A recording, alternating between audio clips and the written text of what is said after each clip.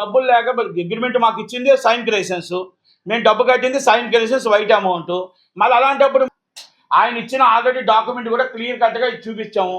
ఆయన డాక్యుమెంట్ ఇచ్చాడు, ఆ డాక్యుమెంట్ ప్రకారం ఇదిగోండి ఆయన మొత్తం టోటల్గా ఎంఓ ఇచ్చేసాడు, అయిపోయింది. ఇదిగోండి ఆయన ఇచ్చిన డాక్యుమెంటు, మేము అదే రోజు మేము డబ్బు ఇచ్చిన రోజు అగ్రిమెంట్ చేయించుకున్నాం. మళ్ళీ ఆల్రెడీ సైన్ క్రియేషన్స్కి వచ్చి ఎంఓఈ రాశాడు. ఇదంతా మొత్తం టోటల్గా డాక్యుమెంట్స్ అంతా కూడా ఎవ్రీథింగ్ ఈ డాక్యుమెంట్ క్లియర్ ఉంది. అలాగే ఈ వ్యక్తికి ఏంటంటే, ఈ వ్యక్తి ఉదయం లెగిస్తే ఇస్ ద బ్లాక్ మెయిలింగ్, ఉదయం లెగిస్తే బ్లాక్ మెయిలింగ్, ఈయన తాలూకు అందరూ కలిపి బ్లాక్ మెయిల్ చేస్తున్నారు.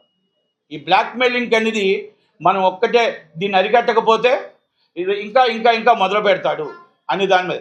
దానికి దిల్ రాజు గారు సపోర్ట్ చేస్తూ ఇప్పుడు డబ్బులు ఆపడం అనేది, మీరు సినిమాలు మీకే రావాలనేది తప్పు.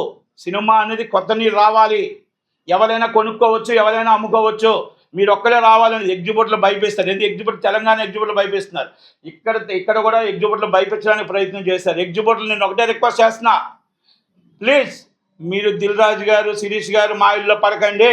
మీరు మొత్తం టోటల్గా మీరు ఒక్కటే మాట చెప్తున్నా, మీరు చేస్తున్నదల్లా మీ ఓనర్గా మీరు రండి, సినిమాలు చేసుకోండి, మీరు అంతే తప్ప ఎవరికో మీరు లీజుకి ఇచ్చుకోండి, లీజుకి హక్కు ఉంది, లీజుకి ఇవ్వండి, ఏమైనా ఇవ్వండి. కానీ ఆ రూపాయి డబ్బులు ఓనర్కి వెళ్ళకుండా, డిస్ట్రిబ్యూటర్కి వెళ్ళకుండా, నిర్మాతకి వెళ్ళకుండా మధ్యలో వాళ్ళు తినడం అనేది ఎంత దాకా కరెక్ట్? మా పోరాటం ఇదే. మేము తెలంగాణలో ప్రెస్ మీట్ పెట్టి మేము చెప్తుంది, ఇక్కడ మీకు మళ్ళీ ఆంధ్రప్రదేశ్లో ప్రెస్ మీట్ పెట్టడానికి కూడా కారణాలు ఇవే. ఎందుకంటే ఇలా మీ లీజ్ ఓనర్లు ఈ డబ్బు అంతా తింటూ ఉంటే నిజమైన ఎగ్జిబ్యూటర్కి డబ్బు వెళ్తుందా? నిజమైన డిస్ట్రిబ్యూటర్ పరిస్థితి ఏంటి? అంటే మీరే సినిమాలు తీయాలా? మీరు సినిమా తీసేసి 12 సంవత్సరాలు అయింది ఇక్కడ. నాకు అప్పుడు విశాఖపట్నంలో ఇప్పుడు నేను సినిమా చేయట్లేదు, ఇప్పుడు నేను ప్రొడక్షన్లో కూడా దాదాపు లేను ఒక 5 సంవత్సరాల నుంచి.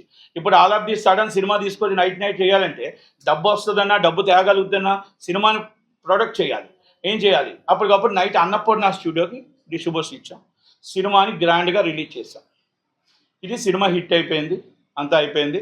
ఈ మొత్తం టోటల్గా యాజ్ డాక్యుమెంట్స్ అండ్ అగ్రిమెంట్స్ ప్రకారం సైన్ క్రియేషన్స్, అంటే సైన్ అంటే మన సుస్మిత గారు సాహు గార్పాటి గారు వాళ్ళు మనకిద్దరు ఇచ్చిన అగ్రిమెంట్ ప్రకారం మేము అన్నపూర్ణ స్టూడియోకి అగ్రిమెంట్ చేసాం. ఈయన ఏదైతే ఉందో, ఈయన ఆల్రెడీ మేము ఏదైతే డబ్బు ఇచ్చామో ఆ డబ్బు ఈయన దగ్గర వాడేసుకోగా కొంత డబ్బు ఆయన 3,23,23,00,000 మాకు ట్రాన్స్ఫర్ చేయడం జరిగింది. అది ఎంఓఈ ఇచ్చాడు, అయిపోయింది. ఈ సినిమా అంతా అయిపోయింది. ఇది సినిమా రిలీజ్ అయింది, మేము డబ్బు రిలీజ్ చేసాము, అది నష్టమో లాభమో మేము భరిస్తాం, ఇంకా అది అవుతుంది. ఈలోగా మాకు డబ్బులు రావాలి, అది మామూలుగా మేము అడుగుతున్నాం. ఈలోగా మనకి ఈ సినిమా నాదే అని చెప్పేసి ప్రచారం చేయడం, ఈయన దిల్ రాజు గారికి బాకీ పడడం, వీళ్ళ అండర్స్టాండింగ్, ఇంటర్నల్ అండర్స్టాండింగ్ మీద మా సినిమా డబ్బులు ఆపేశారు. దాన్ని అన్నపూర్ణ స్టూడియోలో ఆపేశారు. ఇది సత్యనారాయణ అనే వ్యక్తి, బత్తుల సత్యనారాయణ అనే వ్యక్తి ఇక్కడ మొత్తం సో మెనీ ఎగ్జిబ్యూటర్స్ అండ్ ఇక్కడ లోకల్గా 28 కోట్ల దాకా బాకీలు పడిపోయాడు. 28 కోట్ల దాకా, ఒకటి కాదు. దొరికిన వాళ్ళు అందరి దగ్గర డబ్బులు దోచుకున్నాడు, దొరికిన వాళ్ళు అందరి దగ్గర డబ్బులు మీకు ఎక్కువ ఇస్తాం, అది ఇస్తాం, ఇది ఇస్తాం. ఆఖరికి స్కూల్ పిల్లల్ని ఇంకోటి సమాచారం అమ్మిన వాళ్ళు అందరి దగ్గర డబ్బులు దోచుకున్నాడు. ఇది మొత్తం టోటల్గా ప్రూఫ్స్తో ఇదంతా.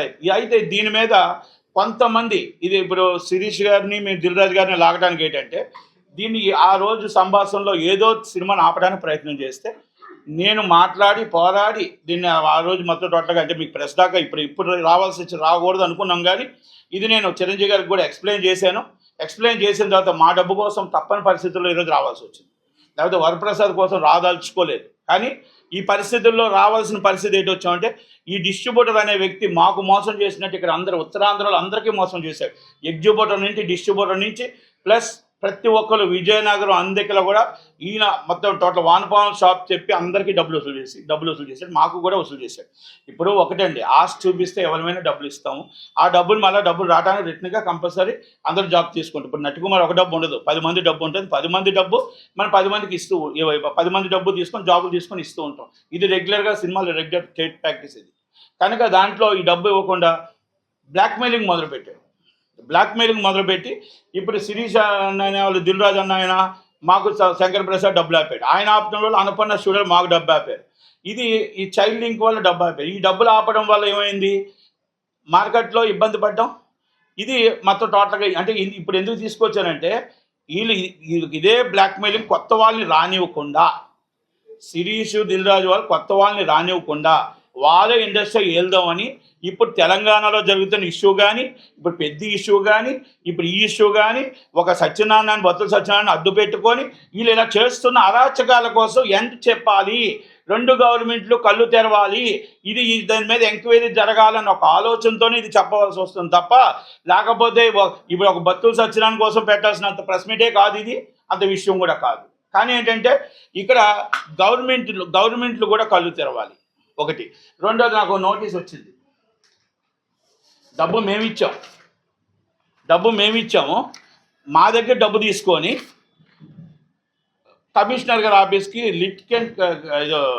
ప్రీ లిటికేషన్ అంట వెళ్ళి అక్కడికి వెళ్ళి కంప్లైంట్ పెట్టారు. మాకు నోటీస్ వచ్చింది. ఎస్, మేము చట్టాన్ని తూచా తప్పకుండా పాటిస్తాం.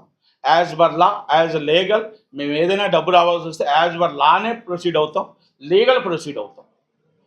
ఇది వచ్చింది, ఫోన్ లెవెల్లో చేశారు, ఫోన్లు చేసి రావాలి అన్నారు, 10వ తారీఖు మేము అటెండ్ అవుతామని చెప్పాము, తప్పకుండా.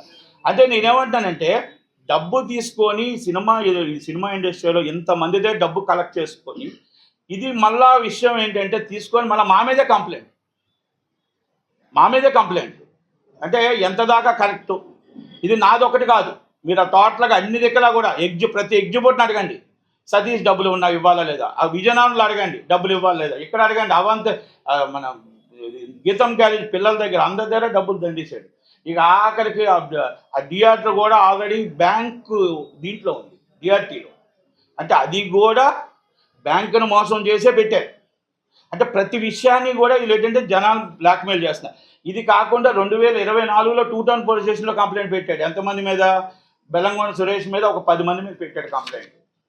ఒక 10 మంది మీద కంప్లైంట్ పెట్టాడు. ఏమని పెట్టాడు కంప్లైంట్? ఇలాగ నేను అందరికీ డబ్బులు బాకీ ఉన్నాను, నాకు టైం ఇస్తే కొంచెం ఇచ్చేస్తాను అని చెప్పేసి కంప్లైంట్ పెట్టాడు 2022. అంటే స్ట్రైట్ ప్రాక్టీస్ ఇది. ఎందుకంటే ఈయన ఆల్రెడీ అందరి మీద కూడా ఇలా కంప్లైంట్ పెట్టడం అంటే స్ట్రైట్ ప్రాక్టీస్ అయిపోయింది.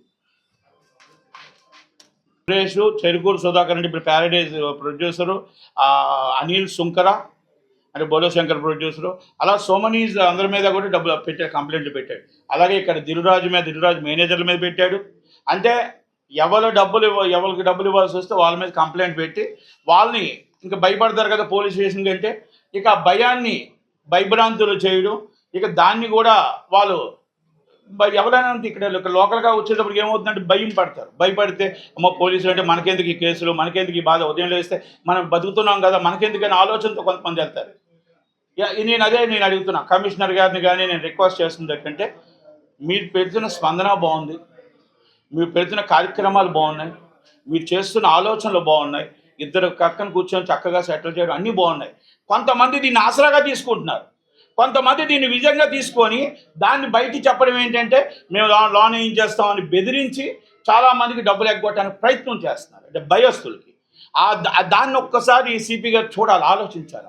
ఎందుకంటే is the document and verification immediate, అది డాక్యుమెంట్ వెరిఫికేషన్ చేసి ఇది కరెక్టా కాదా ఒక్కసారి చెక్ చేసి బోత్ పర్సన్స్. ఎందుకంటే ఇప్పుడు కంప్లైంట్ ఇచ్చారండి, నేనే కంప్లైంట్ ఇచ్చాను, ఎవరి మీదో చిరంజీవి గారి మీదో లేకపోతే ఎక్స్పైజెడ్ సెలబ్రిటీస్ మీద ఇచ్చేసా అంటే వాళ్ళు పిలిచేస్తారా?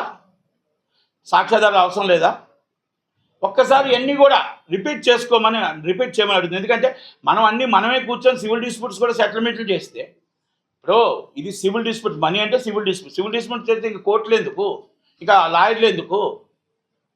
కనుక ఇదంతా కూడా ఒక్కసారి మంచి కార్యక్రమాన్ని సిపి గారు పెట్టిన కార్యక్రమాన్ని తప్పుగా వెళ్తుంది, ఒక్కసారి కొంతమంది తప్పుగా వాడుతున్నారు, దాన్ని ఒక్కసారి వెరిఫై చేయండి ప్లీజ్, రిక్వెస్ట్ అండ్ రీవెరిఫై చేయండి మీరు చేస్తున్న మంచి కార్యక్రమానికి ఇది. ఎందుకంటే ఒక్కసారి డాక్యుమెంట్ ఎవరైనా కంప్లైంట్ ఇస్తే ఈజ్ ద కంప్లైంట్ వెరిఫైడ్, అన్నీ ఉన్నాయా సాక్ష్యాధారాలు, అవతల కాసి వ్యక్తులు ఎవరున్నారు వాళ్ళని దూరం నుంచి పిలిచేటప్పుడు కరెక్ట్గా ఉన్నాయా లేవా అది చూసుకొని. ఇప్పుడు ఇంకోటి అంటే యూజ్డ్ అంటే ఇప్పుడు కానిస్టేబుల్స్ కూడా వాళ్ళు మాట్లాడేటప్పుడు ఎవరు అక్యూటెడ్లు కాదండి, కాలం ఇప్పుడు అవతల కాసి కాంప్రమైజ్ అని పిలుస్తున్నప్పుడు కొంచెం మామూలుగా పిల్లలు, కానీ మరీ అంత అబ్యూజ్డ్ లాంగ్వేజ్, నువ్వు రాకపోతే తీసుకో లాంగ్ కూర్చోబెడతాం, ఈ కరెక్ట్ కాదేమో అని నా ఉద్దేశం.